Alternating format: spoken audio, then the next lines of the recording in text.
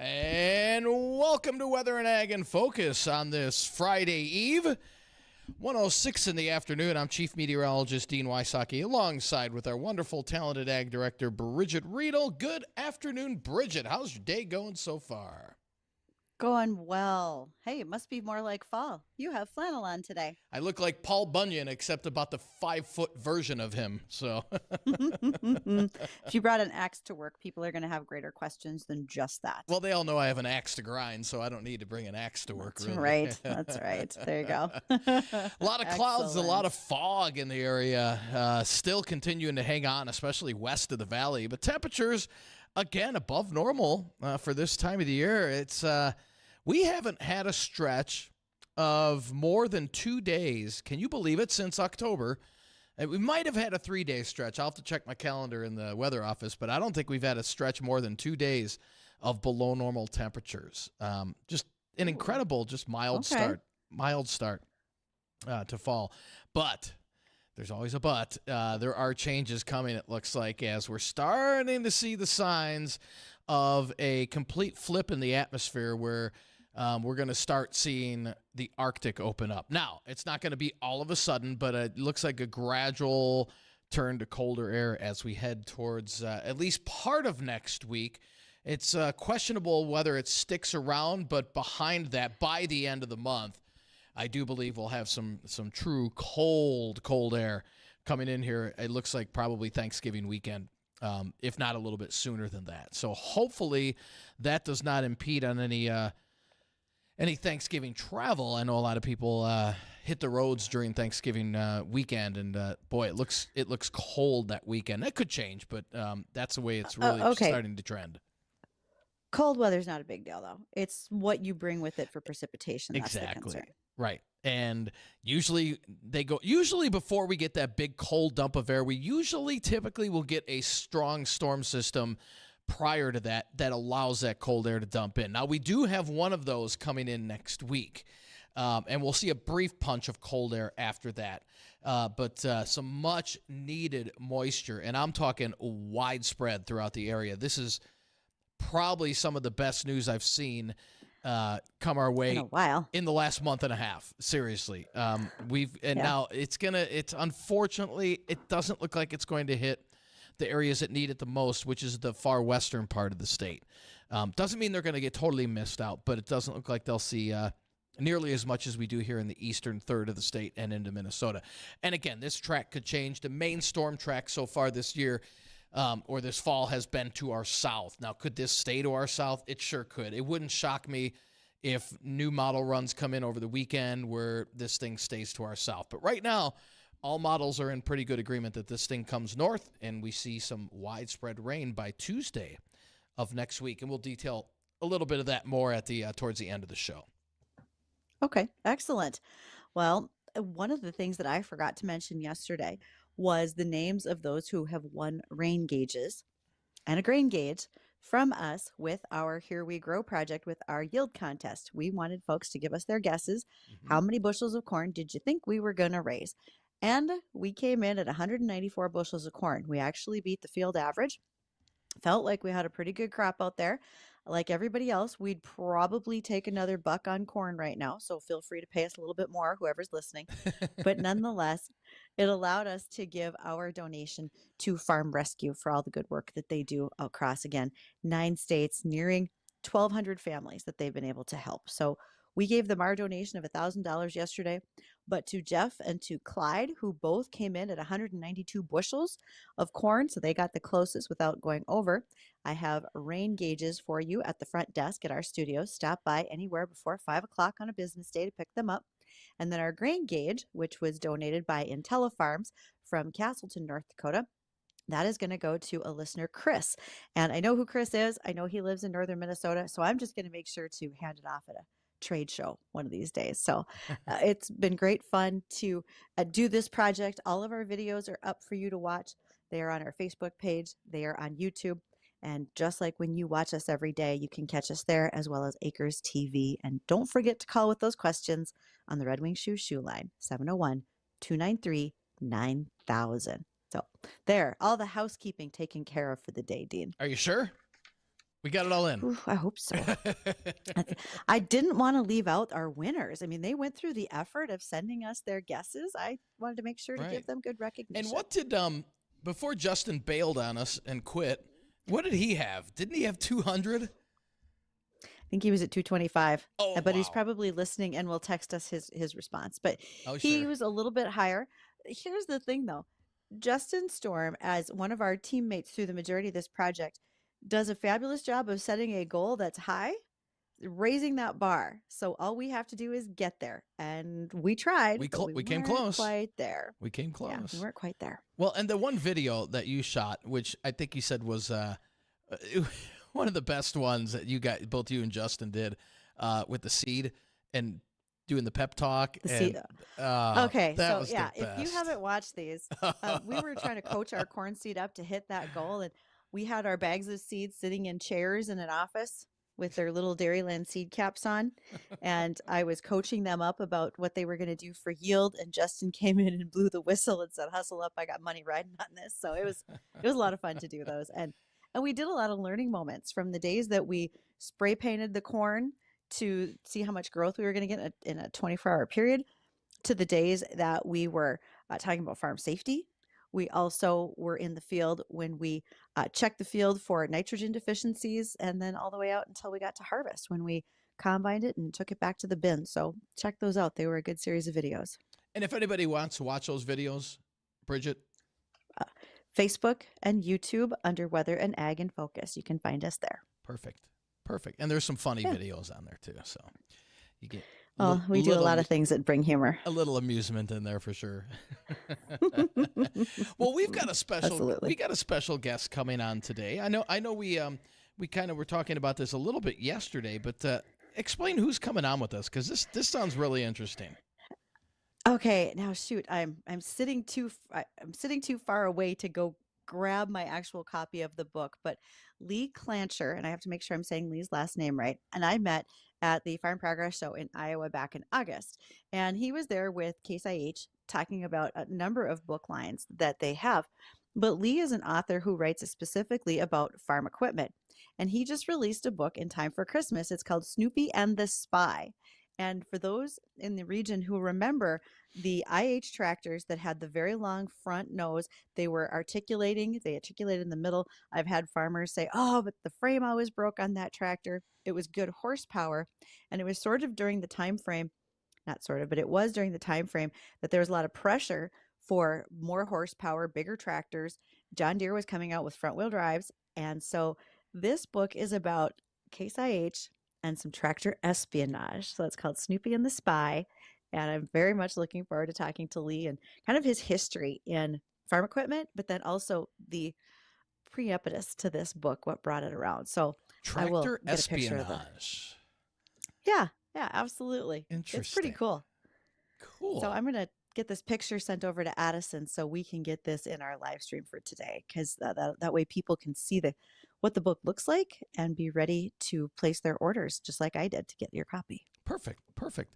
And Yeah. we'll have more with Lee. First, we've got to we'll take a quick break here with the American Ag Network, and then when we come back, we'll be talking with Lee about his book and his background as well. If you have any questions for us or for our guest when he comes on the air, be sure to give us a call, 701-293-9000. That's on the Red Wing shoe line. Again, that's 701-293-9000. Don't go anywhere. We'll be right back.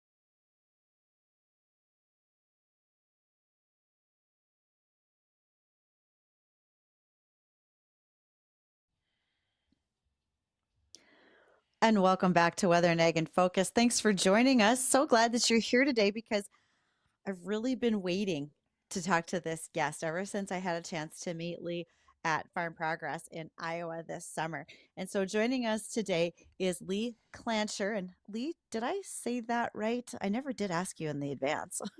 You're you're close. It's Klancher, like the A's and O, but Oh, it's fine. You're in the excellent. ballpark. Okay. Lee, why do you write books about farm equipment? Oh my, that's a short answer, right? I was a science writer way back in college, and I got recruited to do a book about farm tractors. And I love machines. I love the country. I love history. I like photographing outside, and I just found it was a fit. And the thing that I've really come to that I really love about this topic is farm machinery changed so much of our world, had a huge effect. If all of us were spending our time gathering food, we wouldn't have the world that we live in today. So I like to think of the history of farm equipment as really the history of our society and how it evolved. Lee, what do you think is the biggest change you've seen, let's say over the last, we'll say 40, 50 years in terms of farm equipment? I mean, there's so many of them, but what do you think is the biggest one or the most important change that we've seen? Wow, that's a hard question for me. I might want time and write an essay and come back to you. I would say I would say the one that's looming is automation. The challenge, the really interesting thing is, as a historian, if you go back to 1914 to today, the problems are very similar on a very broad level, right? People are leaving the farm. Farmers have to produce more and do it with less people. And they have to produce more to survive financially, and people just, there's less and there's less and there's less. And that's just how it's been. So, when I look at that problem and I'm like, all right, as you look through history, all these different generations of farmers have dealt with that and tried to figure that out. The answer, of course, has been big machines that are more efficient. Automation, which, in particularly in combines, is just amazing technology these days. I think that's something that has allowed, okay, you can put one guy in that giant combine and he can get a lot done, or she. So that's the one I'd pick. But like I said, I'd love to have, a year to research it and give Right. you a really thoughtful answer. There's so many things that you have researched, though, Lee. And when I look at the list of them, so one of the things that I learned, and I'd like to think as a farm kid growing up, I should have known this, but realistically, IH, International Harvester, was the leading tractor company, and John Deere was all about implements, tillage tools, etc. When did that shift that John Deere really started to make the leap ahead in tractor technology? That's a great point. And IH was this big dominant machine, and Deere, especially when IH merged back in 1902, and for the next 30, 40 years, Deere just had to be very, very smart to survive because IH was so big. They owned 85% of the market when they formed. So Wow. so for a while there, they were just surviving, and they did so with it's a great story. I mean, they were just really consistent, really smart, really careful, and that's carried through. I think that company carries that mark of being careful with innovation and things today. But in the 50s, I believe it was 1955, Bill Hewitt became the CEO, and by that time they were in spitting distance. No longer was there the big gap. They were close. They were number two, but they weren't far off. And Mr. Hewitt decided we're going to be number one. And IH had been sitting on their laurels since about 1945, 1939, whatever you want. They came out with this very innovative series in 39, and they just didn't innovate the way they should have in tractors. They tried to broaden their company by going into other markets. So there was an opportunity, and Hewitt was incredibly aggressive. He put a bunch of people in a butcher shop in Iowa, a bunch of engineers, and said, we need, if you remember, they had two-cylinder tractors. Their engines had two cylinders. And Hmm. that was a, company ethic. Going away from that was a very big deal. So he said, you develop a line of 4 and 6 cylinder engines and a brand new line of tractors and do it in total secrecy. This butcher shop, the windows were blacked out. No one was allowed in. And in 1960, they introduced those. And in 63, they took over the #1 position and they never looked back. That's a huge step forward. And I love what you said about they were in this butcher shop with the blacked out windows.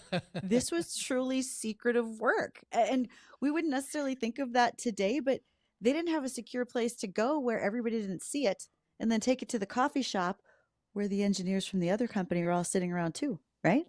Well, and that's with Snoopy. A lot of this espionage is so fun because, and the reason is these companies lived very closely. The combine plants at one point were almost back to back. They were so close in Moline, so they could very easily figure out what the other guys were doing. And because that industry, these development cycles are very long. So you don't develop an all new farm technology in a year. It's 3, it's 5, it's 10. In the case of the axial flow combine, it's 25 years. So if you think about that, so you have these long cycles. That means if the other people figure out what you're doing and you're 3 to 5 or 8 years up, they can just jump on the bandwagon and you lose your edge. So there was a lot of secrecy around. The axial flow was also developed in a building with blacked out windows. And I was told for like a decade, like 10 people had keys to that building. They were just maniacal about keeping it a secret, what they were doing. Speaking of the axial flow combines, those weren't mainstream until probably the 80s. But correct me if I'm wrong. You've written about that technology that was being developed in the 50s. I mean, it's much older than we anticipate, right? Much older. And the idea came up much earlier. I think it was 1800s. There was a guy named Curtis Baldwin in the 30s who actually spent his whole life trying to develop that technology. It's very difficult to get it to work. They get a spinning rotor to separate grain is one of those things that's an idea that makes sense, but doing it is incredibly difficult. Baldwin died. He never got it to work. So it had been known, John Deere and IH tried it in the 50s and both failed. And it just happened that there was a group of engineers from IH who were not in Chicago. They were down in Mount Joy. And in Mount Joy, they were far enough away from the corporate eyes that they could fiddle around with what they wanted. They loved this technology and they worked on it. There was a Swedish engineer named Elof Carlson. He worked on it from 1955 until the mid 60s. And when Deere took #1, all of a sudden the IH management is like, look, we're in trouble. What the hell? We got to do something. And then it came up, well, we've been working with this. Maybe we could develop that. And it then became on the books and something that was a priority. But it took another 10 years, even with all the work that had been done, to make that technology work. So some of these things are just incredibly difficult engineering challenges. Wow, that's pretty wild. Hey, Lee, we got one of our listeners emailed a question in wanting to know what would be your favorite tractor model or make and why? All right. My favorite, it would be Steiger, and it would be the barn built Steigers, because that is such a miracle. Steiger, 3 guys in a barn build a tractor so that they have something big enough to use in their fields, and they build that to be a global brand that lives today. That's a once in a millennia type of story. So anything like that where somebody, put the effort in and built it themselves, wow, I'm just blown away. Oh, I'm so excited you said Steiger. They're from right up here. I could hear Bridget's excitement all the way over here. I was so hoping we were going to get to talk about Steiger today too. oh God, Bridgette, I will send you. We have a book, Red 4-Wheel Drive Tractors, that has the whole story. But Steiger has so many wonderful moments. My favorite thing about it, when we did that book, people from Steiger just love to come out and talk about it. It's smaller than IH, so it was a little easier story to get your head around. but they had so many crazy moments where they really should have went under. I mean, that industry is so hard. It's so expensive to develop anything. And if you develop something and then you get one of the inevitable farm busts, you're done. You're out of money. Yes. They Yes. had, there's so many moments. The one I love the most, they when they moved to Fargo, they really were trying to step up, and Douglas was backing out of the company, Douglas Steiger, a little bit, and they hired this guy from a Minneapolis ag company as their CEO, and I can't remember his name, but it turned out the guys told me that this guy, they literally thought this guy might be a vampire because he would work all night and sleep all day, and this was their big magic CEO, he didn't last. Oh gosh. Okay, there's going to be so many more great stories. I even have one from Doug Steiger's daughter Margina. She has been on the show with us, and I've got one to relay for you as well, Lee. But when we come back from bottom of the hour news, I have a listener comment. We have a ton of questions because we've got to get to talking about your most recent book, Snoopy and the Yep. Spy. So Addison, you can put that picture up of what it looks like. Folks, go check this out on our live stream if you're interested. Where you can make sure that you're ordering this just in time for Christmas now. But it's a great read, not a long book. I loved it. Read it on a Sunday afternoon. So we'll talk about Snoopy and the Spy when we return.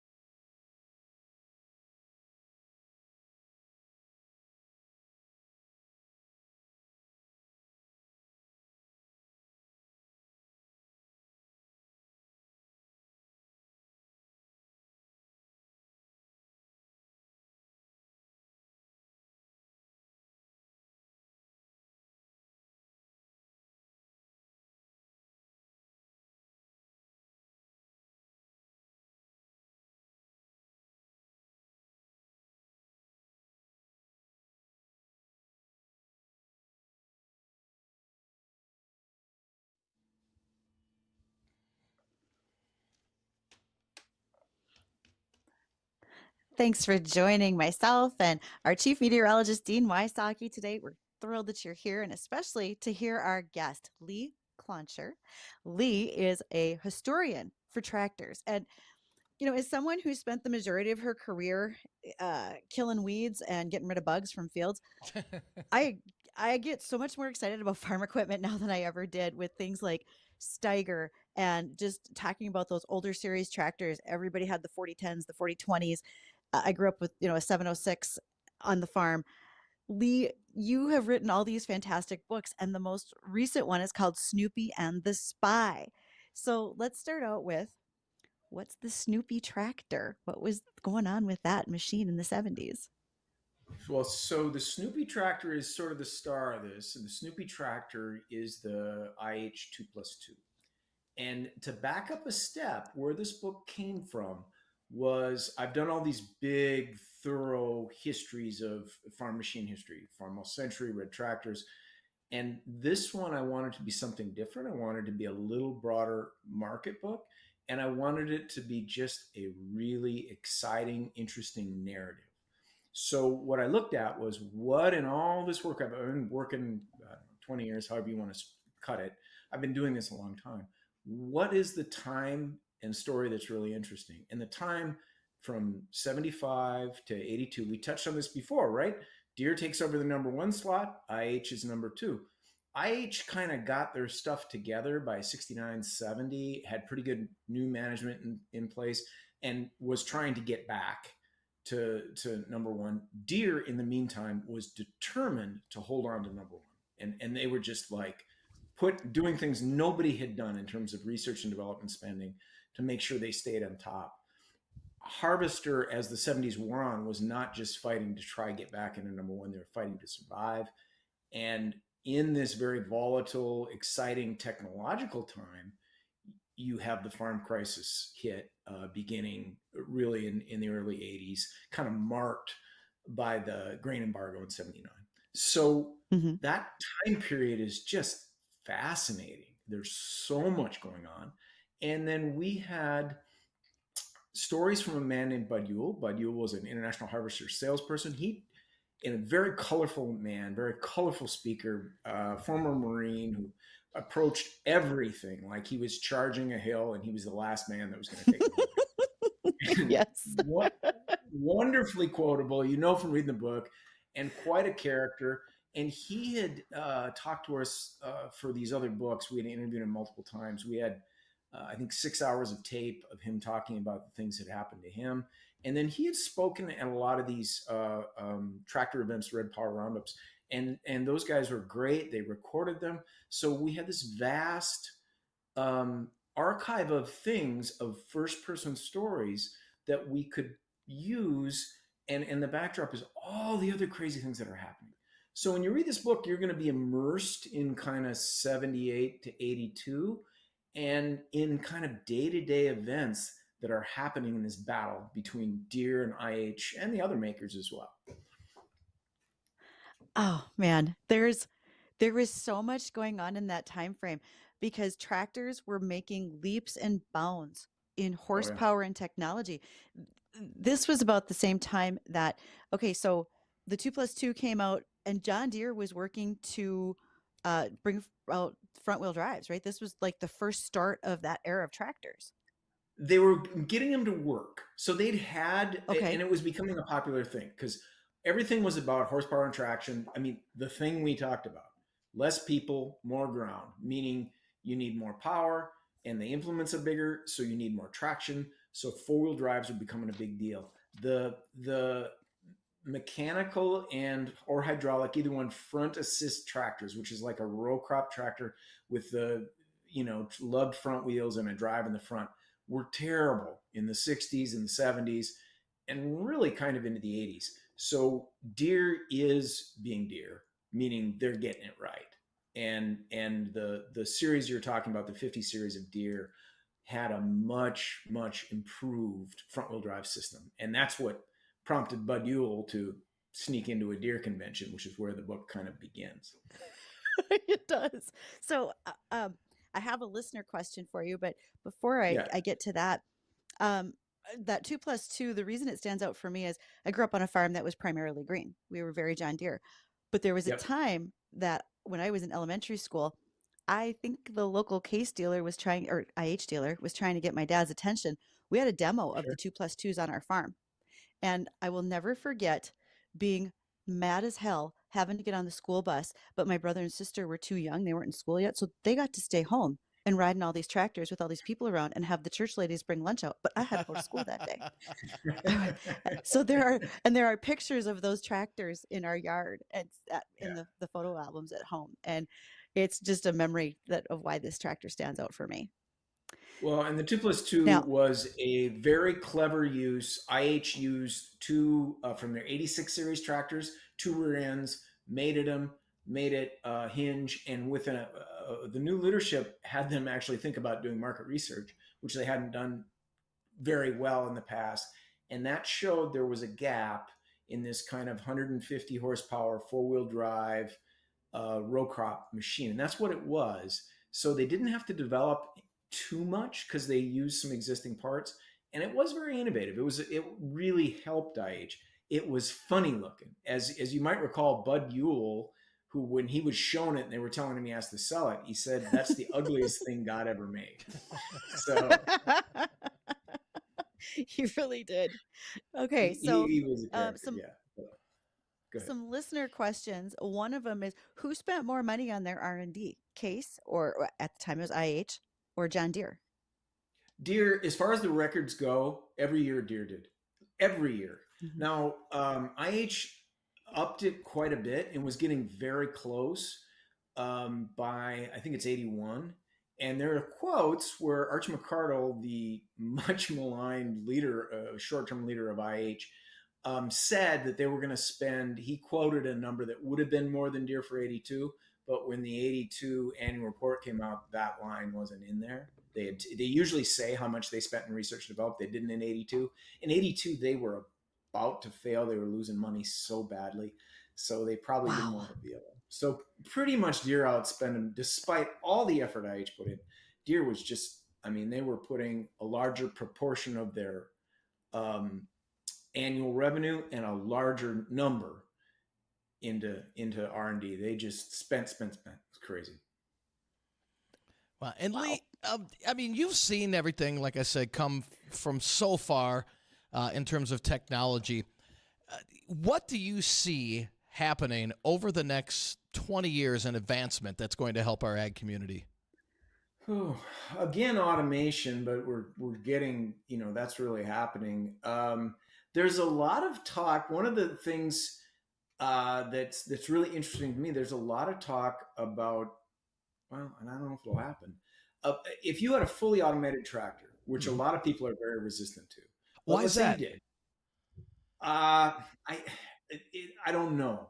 There might be the idea that a human is being replaced by a machine. That's probably the fundamental of it, but it's not something that the ag world has embraced. If it's, Case IH put one out a few years back, 2017 or 18. They had one as a demo at Farm Progress, and the reaction to it was extremely mixed.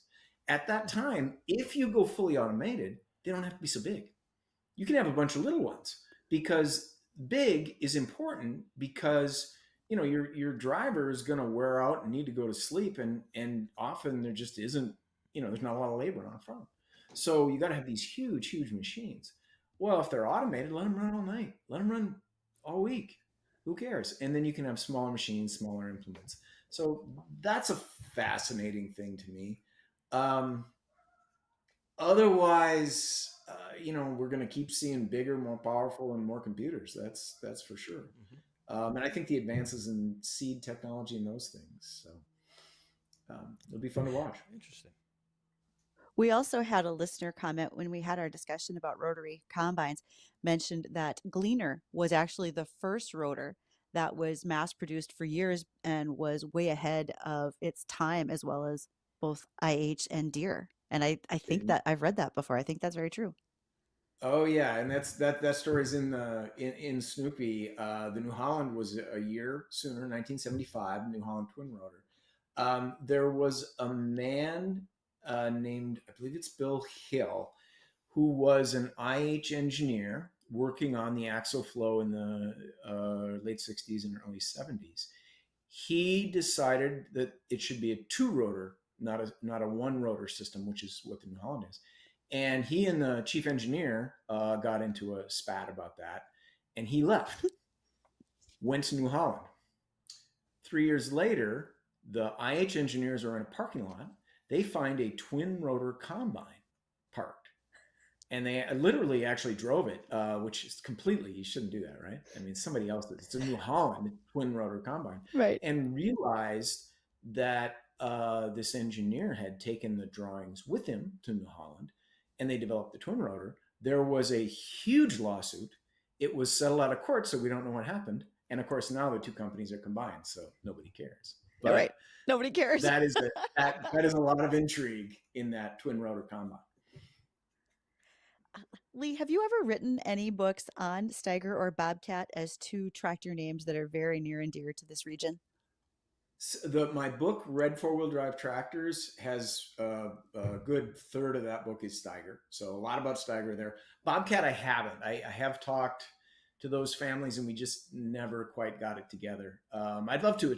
Bobcat's the other fascinating ag story from that region, and really one of the great ag stories, of ag equipment stories, at least of our time.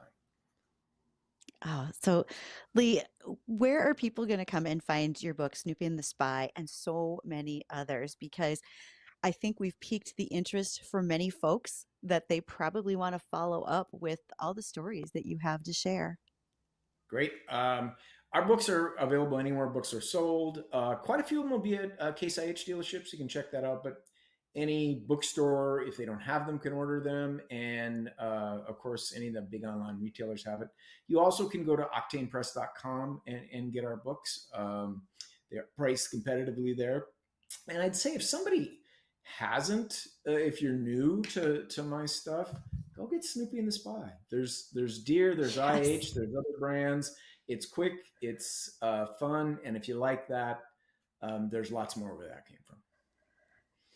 It's a great read. And as someone, if you grew up farming and so many of those tractor numbers, names, all of that is familiar to you. If you remember the Red Power shows that IH put on to bring these tractors forward, I think it's pretty awesome to just read through it. And like I said, it's a short read, but it's so enjoyable. So Lee, I can't say thank you enough for joining us today. When I first heard you speak at Farm Progress, I just knew you'd be full of wonderful stories. Well, thank you so much for having me on. I love talking about this stuff, so it's my pleasure. Awesome. Thanks, Lee. All right. Thank you. Thank you so much. And folks, don't go anywhere. We still have some headlines. We need to check on the weather, and you can call us with your questions on the Red Wing Shoe line, 701-39000. We'll be back.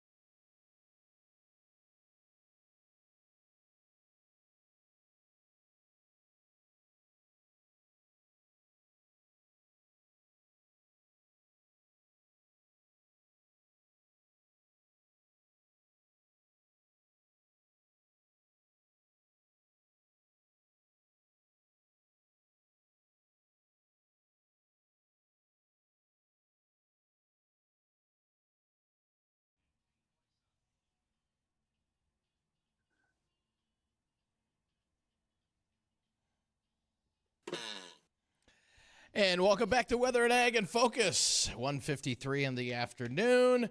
Temperatures outside in the mid-40s across the valley and in the Lakes country. Even cooler out to our west where that fog is persistent from about Jamestown up through Devil's Lake, where temperatures there are only in the 30s.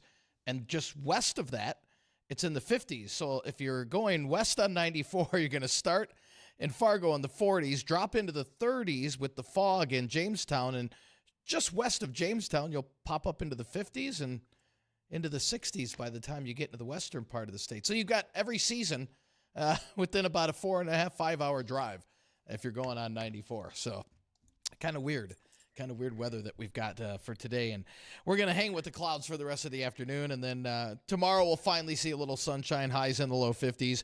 We'll stay in the 50s on Saturday with breezy conditions. And then a cold front swings through Saturday night, bringing an isolated shower or two.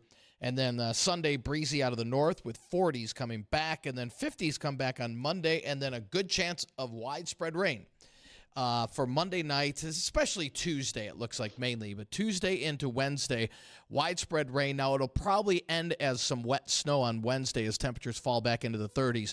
But a lot of wind, and we're looking at least right now, and again, this can change, but I like what I'm seeing in terms of consistency with the models, that widespread rain in the at least the eastern third. It might go out to the central part of the state too, of a half inch to some spots over an inch of rain. So that is fantastic news. And we need it. We need the moisture. And again, let's hope that that our models kind of hold this track in place.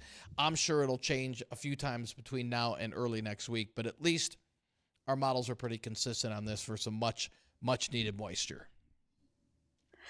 Well, we look forward to seeing what it does bring, because all of it can be a positive right now. And Right. Yeah. And it looks so like the glad you did. majority of this will be in the form of rain. I'm not too concerned because the cold air doesn't get wrapped in until after the system starts to move away. So that's good news there. I'm just so glad you were able to do the weather, because I was sort of busy on Lee's website shopping for books right now. So there's some good ones. I am very excited to go see some of these things. How many books does he have books out? about.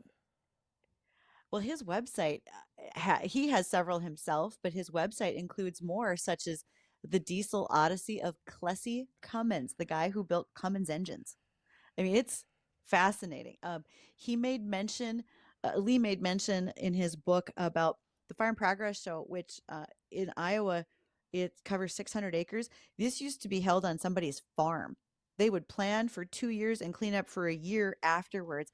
And I'm kind of hoping there's a book that talks just about how people used to prepare to have 250,000 people tour their farm in a 3-day period. So is Can this you imagine? so is it this is bigger than the event down in Baltic? Yes. Oh, Okay. yes. Considerably larger. Gotcha. Yeah, that's that 3-day event, and it alternates between Iowa and Illinois. It's in Decatur, Illinois, or Boone, Iowa. Again, they're pushing 250,000 people in a 3-day run on a 600-acre spot. It's Wow. massive. Yeah. Sounds Massive. like it. Man. Yeah. So other things that are massive, well, the U.S. poultry industry and their effect on the U.S. economy. Poultry brings to us a total of $663 billion of total impact. That's over 2 million jobs, and they pay their share, $54 billion in taxes as well. Now, that is an industry that's on the rebound, considering what we've seen with bird flu as of late, and I'm looking forward to watching their growth. They've been keeping up. Supply has been better. Our price of eggs is not quite as high as it once was, but if you do see incremental increases in the grocery store, let's face it, we are fast approaching the holiday baking season, as well as everybody who wants to start a new diet in the new year. And with heavy protein focused diets, eggs are a cheaper source of protein, and people like to use them in a variety of ways. So we're going to probably see another spike in price, but I don't know that we'll see a tight supply on the egg situation going forward. We'll Good see what deal. it looks like. And what about blueberries? We were going to talk about this yesterday. Oh, we were going to talk about them Yeah. yesterday. Blueberries. Who do you think is the country that raises the most blueberries for the world? South America. Well, that's a country, but Oh, that's a continent, but a country would be Brazil. Peru. Peru raises the most. Really? And for Peru, what they are doing is using new cutting edge genetics for drought tolerance and disease tolerance to help us all around the world. Not only what they do there, but their gene editing can be used in other crops globally as well. Interesting. Good deal. Well, that'll Yeah. do it for us for Weather and Ag in Focus. We'll be back tomorrow with a special guest about a new weather model that we're using now. The Jay Thomas Show is coming up next. Well, that